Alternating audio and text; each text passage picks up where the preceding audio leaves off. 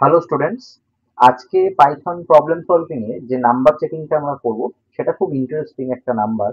দেখ বলছে perfect number মানে একটা নাম্বার, সেটার নাম দিয়েছে পারফেক্ট। তো কি এই পারফেক্ট নাম্বার দেখা যাক।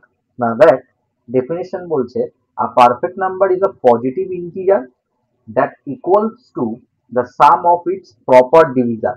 এখন কারা কারা প্রপার ডিভিজার জানিস না? ঠিক আছে, আমি বলে দেবো। প্রপার ডিভিজার মানে হচ্ছে ডিভিজার এক্সক্লুডিং দ্য নাম্বার ইটসেলফ। বোঝা গেছে? আমি একটা এক্সাম্পল দিই। দেখ, লেটস সে আমি বললাম সিক্স। তুই আমাকে বল এই সিক্স এর জন্য কি কি ডিভিজার্স হবে, মানে ফ্যাক্টরস কি কি হবে, পজিটিভ ফ্যাক্টরস। না তুই বলবি ওয়ান হবে, একদম, টু হবে, থ্রি হবে, আর সিক্স হবে। তাহলে এই কটাই তো হবে আই থিঙ্ক। আমরা যদি সিক্সটাকে ফ্যাক্টর করি তো কি কি পাবো? টু থ্রি যা সিক্স অ্যান্ড থ্রি ওয়ান যা, তাহলে ওয়ান, টু, থ্রি, সিক্স। হ্যাঁ একদম, এই কটাই। ওকে।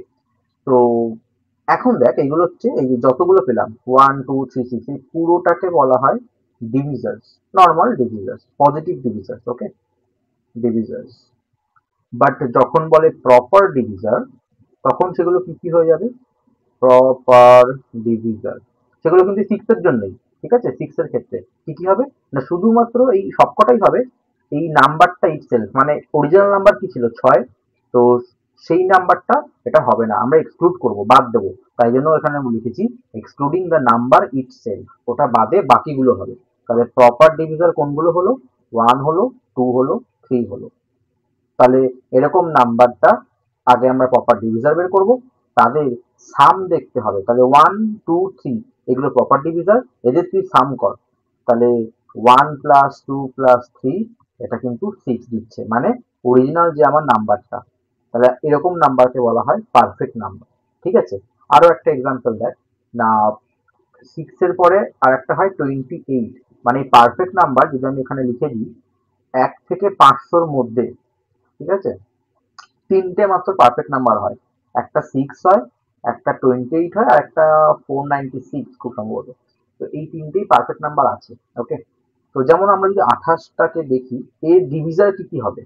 না ওয়ান হবে, টু ফোরটিন হবে, তাহলে টু, তারপর এদিকে ফোর হবে, চার সাত হবে, আর কি হবে? সাতের পরে ডাইরেক্ট ফোরটিনই হবে। অ্যান্ড দেন 28, বাট 28টা কি আমরা ইনক্লুড করব? না, কারণ আমাদের সবসময় প্রপার ডিভিশনটা ফাইন্ড করতে হবে।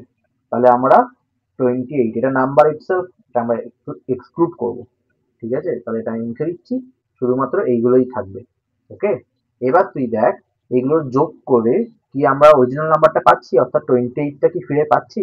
না আমি যদি যোগ করি one plus two plus four plus seven plus fourteen, তো এটাকে ক্যালকুলেশন করলে কত হচ্ছে? তিন আর চারে সাত, সাত চোদ্দ, চোদ্দ আঠাশ, একদম আমরা অরিজিনাল নাম্বারটাই পেয়েছি আবার। তাহলে এরকম নাম্বারকে বলা হয় পারফেক্ট নাম্বার।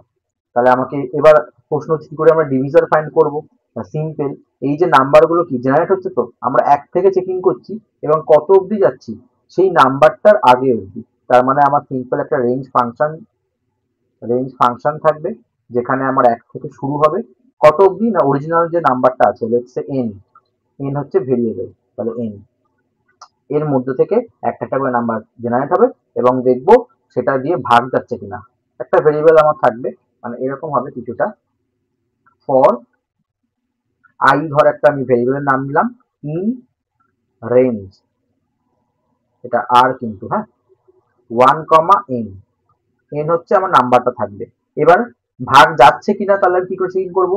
না, যে আমার নাম্বারটা আছে if modulo I equal to zero কিনা, যদি হয় দেন আমি কি করব? সাম করব। আমার কাছে তো এস বলে একটা ভেরিয়েবল থাকবে, এস প্লাস কার, না এই যে আইটাকে কিন্তু প্লাস করতে হবে। কেন? না আই গুলোই তো আমার অ্যাজ আ ডিভিজার ওখানে আমরা চেক করছি, তাই না?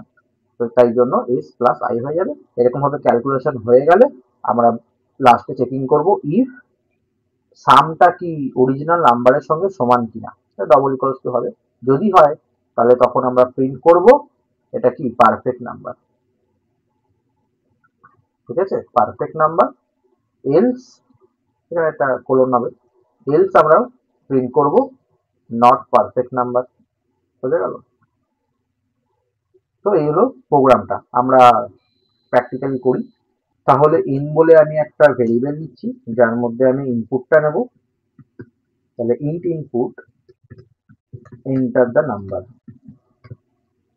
ওকে, এখন আমাকে দেখতে হবে তার ডিভিজার কি কি আছে। তার ডিভিজার কি করে বের করে বা ফ্যাক্টরস কি করে বের করে একটা নাম্বারে। ফর আই একটা ভেরিয়েবল নিয়ে নিবি, ইন রেঞ্জ।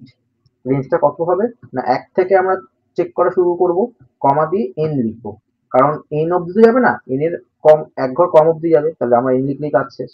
আচ্ছা, এইবার আমি এখানে চেকিং করব কি না, ইফ এই নাম্বারটা কত দিয়ে ভাগ যাবে, এই আই এর মধ্যে যে ভ্যালুগুলো আসছে যদি ভাগ চলে যায়, অর্থাৎ ইকুয়ালস টু জিরো, অর্থাৎ রিমাইন্ডারটা যদি জিরো হয়, তার মানে আমি বুঝে গেলাম এটা একটা ফ্যাক্টর, তাই তো, বা ডিভিশন। তখন আমি সাম করব না, S is equal to S plus I. তাহলে আমি এস এর মধ্যে আগে জিরো রেখে আসি, আমরা জানি। ওকে, বোঝা গেল। তো এইভাবে ক্যালকুলেশন হবে, এস ক্যালকুলেট হবে, অর্থাৎ সামটা ক্যালকুলেট হবে, এক সময় লুপ থেকে বেরিয়ে আসবে। দেন আমরা এখানে চেকিং করব, if S equal to N, মানে অরিজিনাল নাম্বারটার সঙ্গে সমান কিনা। যদি হয় দেন আমি এখানে প্রিন্ট করে দেবো পারফেক্ট নাম্বার। ওকে, আর যদি না হয় তাহলে নট পারফেক্ট নাম্বার। এটাকে কপি করে নিই, পেস্ট, এখানে নট করে দিচ্ছি, নট পারফেক্ট নাম্বার। তো ছোট্ট একটা প্রোগ্রাম একদম, আমরা যদি এটাকে রান করি, দেখ 6 দিলাম, 6 পারফেক্ট নাম্বার, 28, 28 পারফেক্ট নাম্বার। আমি বলেছি একমাত্র তিনটেই হয়, 496, 496 হচ্ছে পারফেক্ট নাম্বার। আরো আছে কিন্তু রেঞ্জটা বেড়ে যাবে, সামথিং কত 7,000, 8,000-এর পরে গিয়ে একটা পারফেক্ট নাম্বার পাওয়া যায়, ঠিক আছে, ওটা তো একটু দেখে নিবি। তো আমি অন্য কোনো নাম্বার দিই, লেটসে দিলাম 4, 2, এটা বলছে নট পারফেক্ট নাম্বার। বোঝা যাচ্ছে তো, একদম সিম্পল একটা প্রোগ্রাম। আশা করি তোরা সবাই বুঝতে পেরেছিস। বাড়িতে তোরা একবার তাহলে প্র্যাকটিস করে নিবি, ব্যাস তাহলেই হয়ে যাবে। ওকে, টাটা।